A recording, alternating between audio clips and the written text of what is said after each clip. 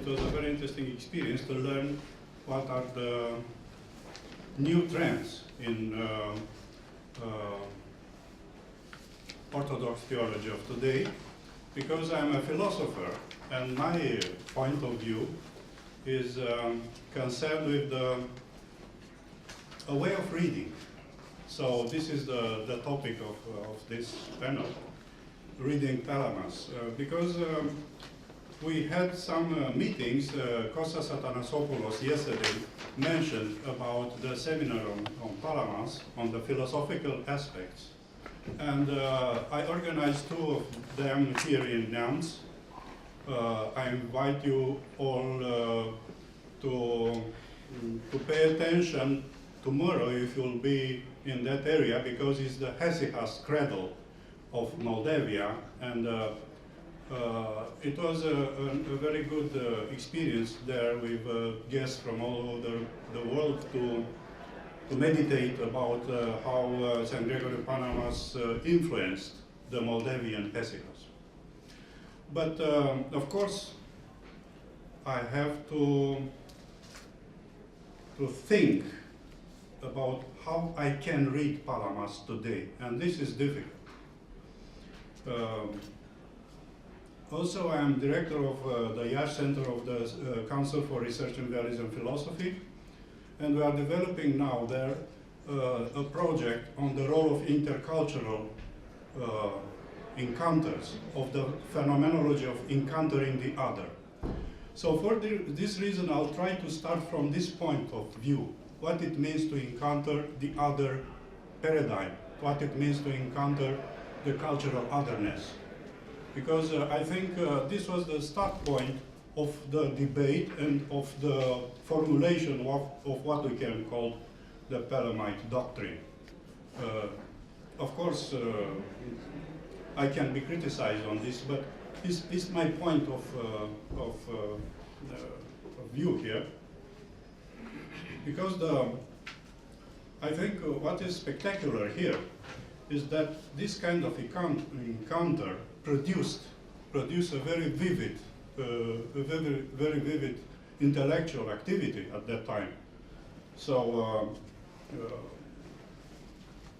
the question is, how important are these encounters for developing of a thinking? And I think yes, it is. It is very important, because there are special times in history when this kind of encountering produce a lot.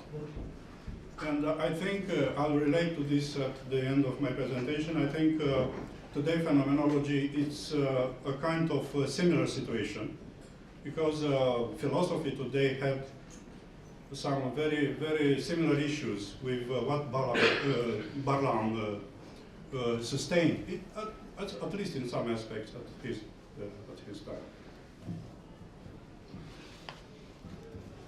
But also I think that time was interesting because it was a special agenda of the what we call Byzantine humanists and some aristocratic circles, because they tried to push in a different direction, a kind of greater autonomy from the Christian doctrine. So it was their kind of humanism. And for this reason, Barlam was very well received at that time. So it was a tension. Probably the intellectual life at that time was very active through this attempt. So I think there will be, we can talk about two aspects. One of the internal tension between two kind of understanding same texts, and the coming of the other cultural otherness, Barlam, even if he was received as a, let's say, somebody who can sustain their point of view, he was from a different cultural area and from an emerging different cultural area.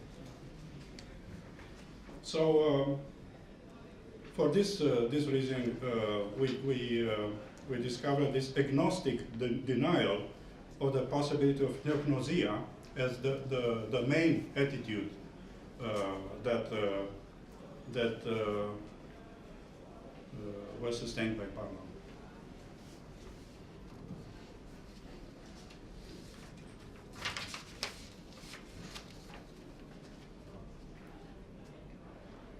So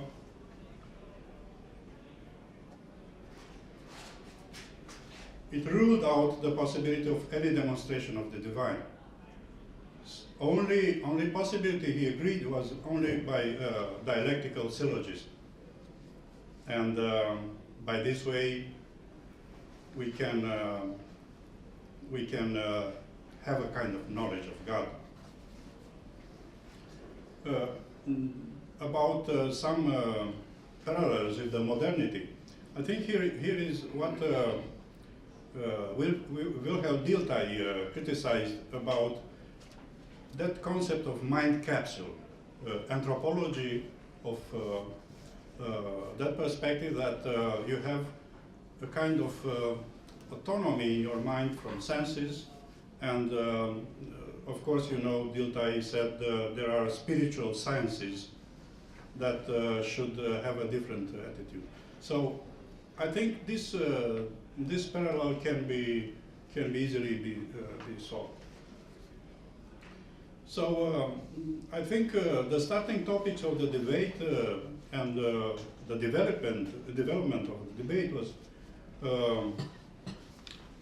that criticism of identification of supernatural immateriality, and this is anthropological level. The fact that the only knowledge is mediated, the act of knowledge can be only mediated, and this by the hierarchy of beings, and the tendency to oppose the material to the spiritual. I think because the modern science has a very strong aspect on demonstration. After Descartes, the discussion on spiritual aspects of reality were very diminished. And but today science had some different approaches I'll discuss in the last part of my presentation. Of course, the more difficult aspect is that there were more or less implied also two versions of realism. The stronger one was that of the Palamas realism, but more or less it was active the other one, Aquinas realism. A kind of existential realism was sustained by Gregory. And what he did is not to oppose spiritual to material, but supernatural to created world.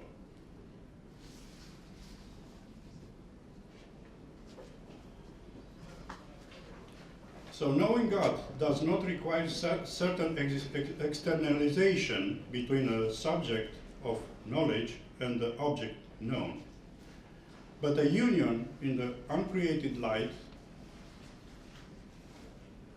So man has no created faculty with which he can see God. To have a vision of God becomes possible because God unites with man, sharing the knowledge that he has about himself. So any revelation, it's a free act of living God, of divine energy.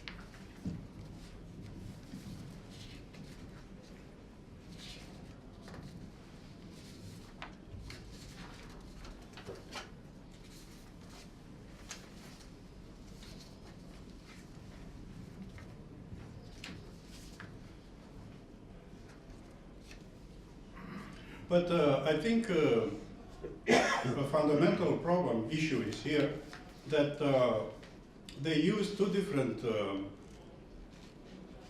way of talking about same terms, about same philosophical ideas. And it was a continuous issue. And I think even after Palamas, it was the same continuous issue to refine the terms. In phenomenology, I think today it's exactly the same problem. I have two examples of Michel Henry and Jean-Luc Marion, who they tried again and again to reformulate something that I consider to be in a certain way very close to this attempt in the debate between Parham and Palamas. So, if you use language just as a pointer, no, and you are not trying to describe, but the other part of your controversy, the other opponent is using the same language, it always will be a problem.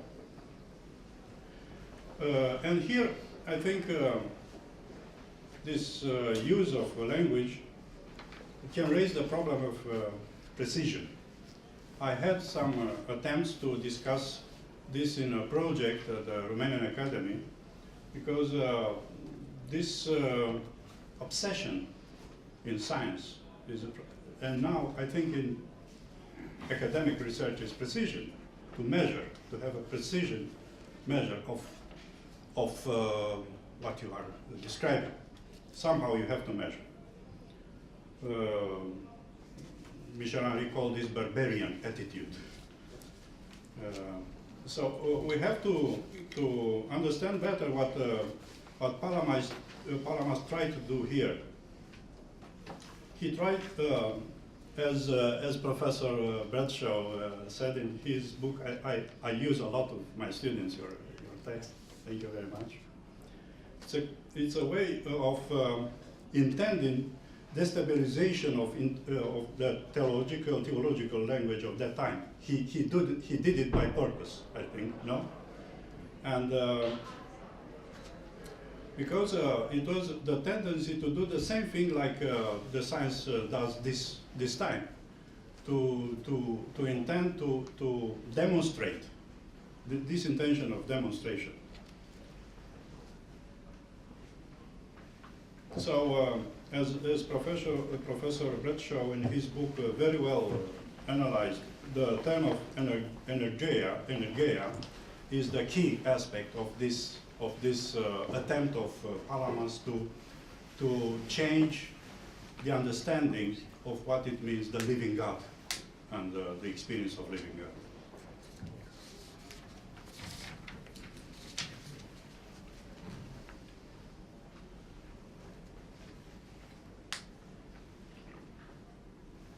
So he tried, in a very paradoxical way, to use Aristotle by liberating the theological discourse from Aristotle. You know, and this can sound crazy, but this is exactly what he did. Because he tried to push to this dynamic vision of the relationship between God and the world, and this was the critical aspect. I use also intensively some texts of His Eminence Callistus, because I've tried to understand better this burning bush paradigm in describing what it means knowing God. No, this radical dynamic experience. So from this point of view, from here I want to make some connections with other perspectives with my reading on Bernard d'Espagna. He is a quantum physicist, and he had a kind of similar language of Dumitru Stăniloae here in Romania about ultimate reality, what it means ultimate. Basarab Nicolescu, also a Romanian physicist in Paris, try to develop some paradigm about the difference between ultimate reality and reality. Ultimate reality is the ultimate for us. It's not the ultimate ultimate. So this distinction is very important in quantum mechanics. So my limited understanding of this quantum mechanics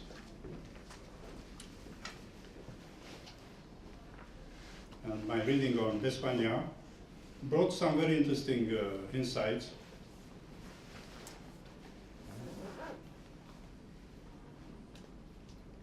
Because if energeia, or the divine light, has this meaning, when what we call natural or physical reality then has a much broader signification.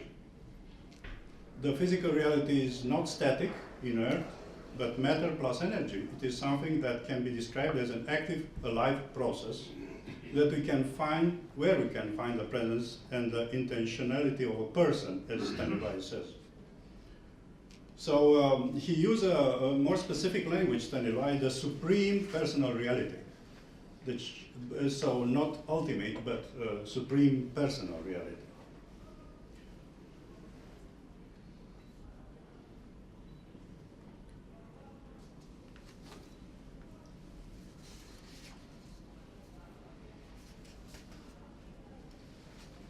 So the key point is that between God and his creatures there is no independent reality, but God himself is the reality. So I think this is the response to this continuous search in physics, in quantum physics especially, if the reality is what we have a representation of, or we can have the very fact of what is real. And of course, it's easy to accept the first one, because it's much more easy to understand that our mind has a kind of representation of reality, and we cannot pass this level anyway. But I think Palamas has the answer here, and the theological aspect and the philosophical aspect of the Palamite doctrine can be an answer to many things here.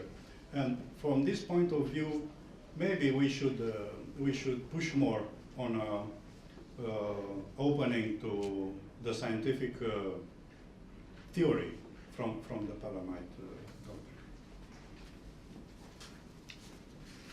So, because there is not much time, I'll mention Andres Crima, who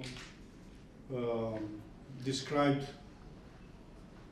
spiritual experience as ex peira, try out.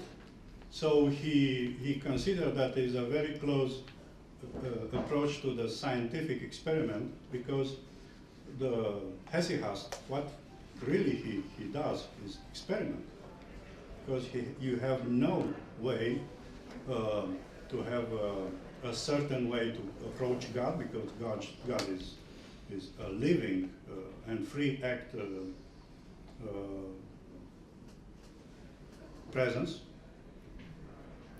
And from this point is a very dynamic contact, let's say contact or approach between somebody who has a continuous state of experiment and what is happening in that experiment.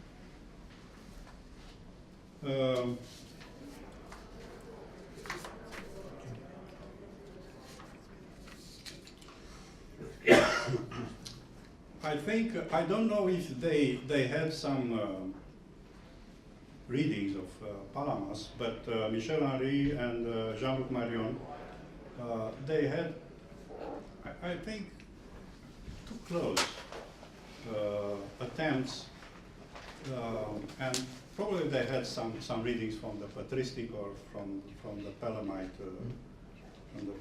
text, because let's see. Michel Henry talks about self-revelation of life. self-revelation of life. Interesting, no?